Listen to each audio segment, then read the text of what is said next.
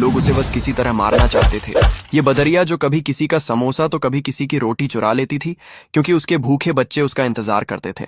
एक दिन बदरिया किसी के घर से संतरा चुरा लेती है।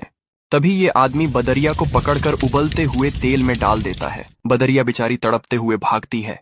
इधर बदरिया का पति किसी की परवाह नहीं करता था।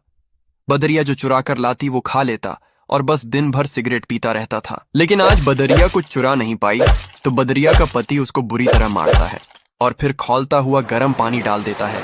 बदरिया बेचारी बिलबिला जाती है।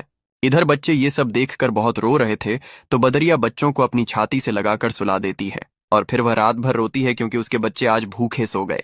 और सुबह होते ही बदरिया फिर खाना लेने जाती है। तभी उसका सिगरेटबाज पति उसके एक बच्चा को बाजार ले जाकर मांस की दुकान पर बेच देता है। इधर जब बदरिया घर आती है तो एक बच्चा कम देखकर घबरा जाती है। बच्चे रोते हुए माँ को सब बता देते हैं। माँ दौड़ते हुए मांस की दुकान पर आती है, लेकिन बच्चा अब नहीं था। माँ फूट फूट कर रोती है और अपने बाकी बच्चों को लेकर जंगल चली जाती है और फिर एक नदी के किनारे घर बनाती है। बच्चे भूख से बिलबिला रहे थे तो माँ खाना लेने चली जाती है। तभी एक जंगली शेर बच्चों पर हमला करके बच्चों को मार देता है। जब माँ वापस आती है तो मरे हुए बच्चों को देखकर चीख चीख कर रोती है और फिर बच्चों की याद में नदी में कूदकर अपने प्राण दे